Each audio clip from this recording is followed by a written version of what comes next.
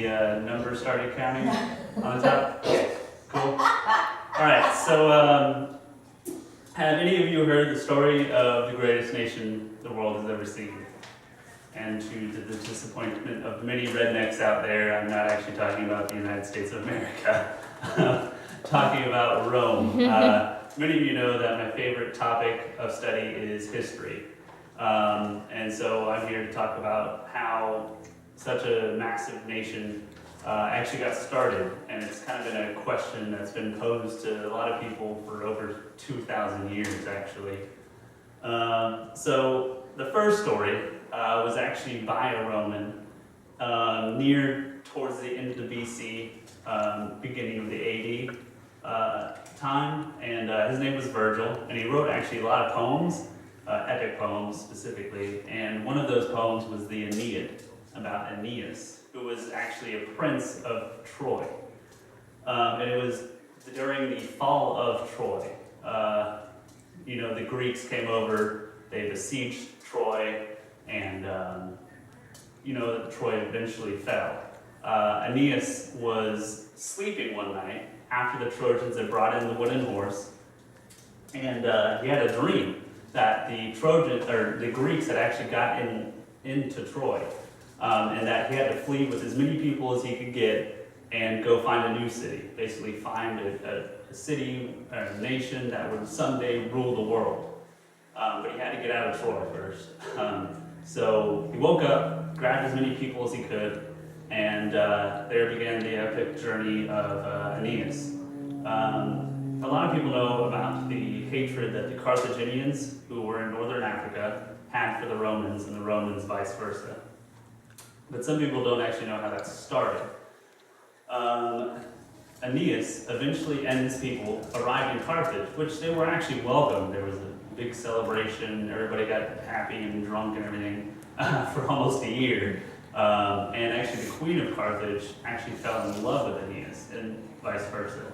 But the gods, or supposedly the gods, didn't like that Aeneas was spending so much time in Carthage, so they sent Hermes down, told Aeneas, to get his people together and go find Rome, basically.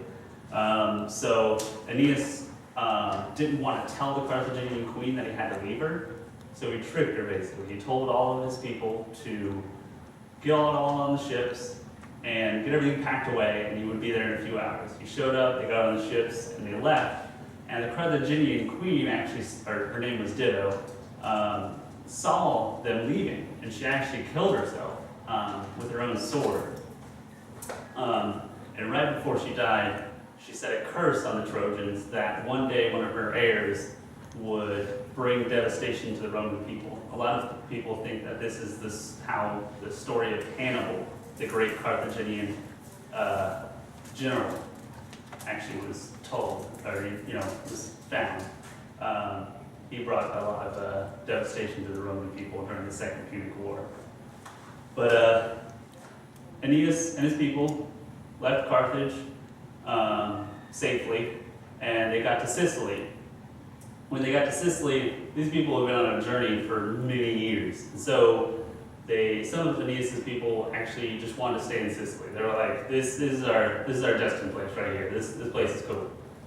So Aeneas was actually kind of fine with that. He took the rest of his people that wanted to actually go with him, and they traveled to the Tiber River, which actually goes through Rome. So they were there, pretty much, almost. One of the local kings, had a prophecy told to him that his daughter was to marry a foreigner. So that kind of matches up. Aeneas is a bachelor. He had a prophecy that his daughter's got to marry a foreigner. Matches up pretty well. Except his wife gets possessed by an evil snake, and she steals his daughter, and they go off into the woods. So she's hiding his daughter from Aeneas, so they can't get married. And then the king has a prophecy come to him while he's in bed that he has to wage war on the Trojans or else suffer severe consequences. So wars raged. Eventually, the Trojans and Aeneas reigned supreme with the help of the northern Etruscans and the other Italian tribes. And that's how Rome is founded in the Aeneid by Virgil. So that's the first story. Second story is the well-known story of Romulus and Remus. A lot of people know that story today. It's the more accepted story of how Rome was founded today. And it was basically two twin brothers who were born from a mother who wasn't actually supposed to have children.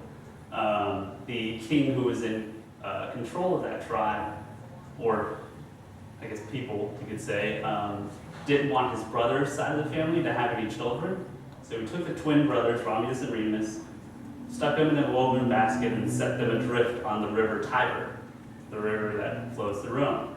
They eventually came to shore, a rest on the shore, where they were found by a she-wolf, and the she-wolf raised them until they were about 12 or 13 years old. And then they were found by a shepherd, and the shepherd raised them to adulthood.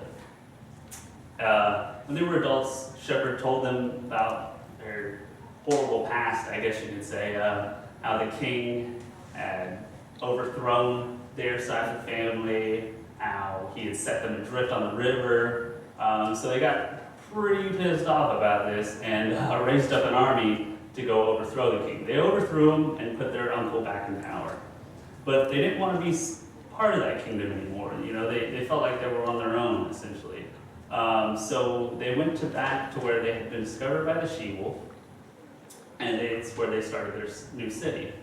While Romulus was actually setting the boundaries for the soon-to-be Rome, Remus thought it would be funny to jump over those boundaries that he had set.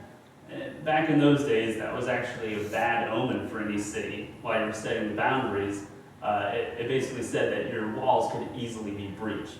So Romulus, being the great guy that he is, he killed his brother.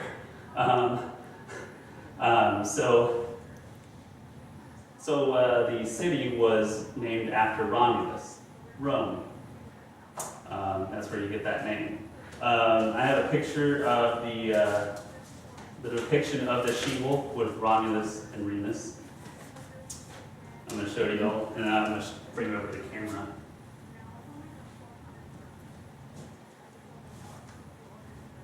See it? Yeah. Bring it over the camera. Hopefully they can see that. Think so? A little closer. A little closer? Yeah, that's good. Yeah, good. All right.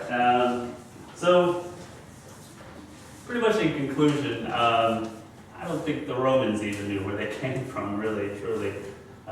You know, it might have been a mix of these two stories. Might have been actually one of those. I don't think we'll probably ever know.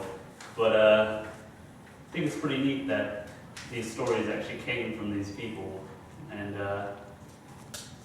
in the archaeological facts that they found where Rome was, these artifacts actually date back to 750 BC, which sort of matches up with the actual Roman belief back then that the actual Roman city had started April 21st, 753 BC. So there might be some truth to some of these, but I really like these stories, really like history, and I'm glad I could share with you. Thank you.